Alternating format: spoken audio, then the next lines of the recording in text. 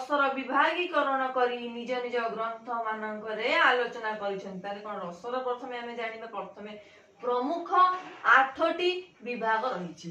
तापरे कोन करा हेछि ना प्राच्य हम देशीय आलंकारिक माने कोन करिसेंती ना रसर विभागीकरण करी निज निज ग्रंथ मानकरे आलोचना करिसेंती। आचार्य भरत स्थायी भाव अनुଯାयी याकू 8टी काव्य रस निर्णय करिसेंती।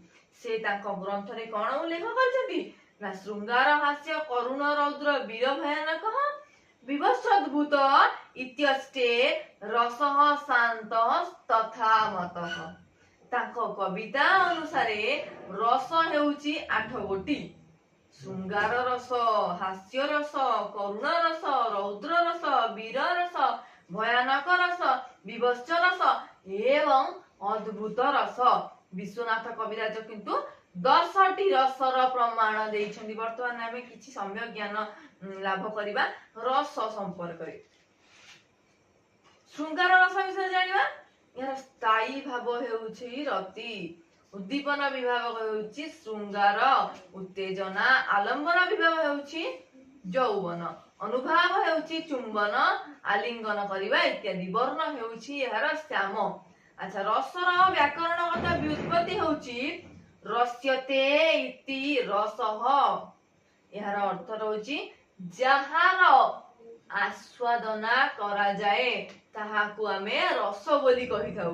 कौनसी रचना श्रवण रे बा पठन रे मन रे जेउ स्थिरतर अपूर्व आह्लादर जात हुए ताहाकू रस कुहा जाए।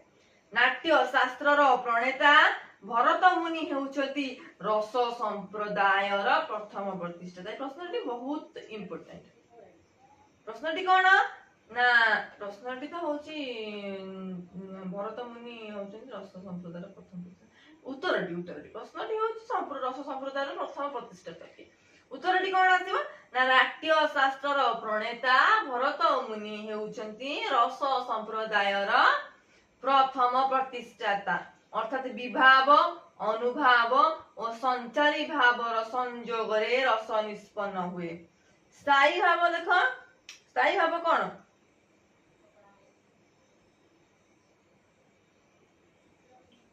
जहा रसास्वादन रे अंकुर स्वरूप ओ अविरुद्ध बा विरुद्ध कौनसी भाव जहाकू आच्छादित करि पारेनि। कौनसी भाव जहाकू आच्छादित लुकायित करि रखि पारिबो नाही से होउची स्थायी भाव। अर्थात एही भाव को आमे परिवर्तन करि पारिबा नाही। एहा से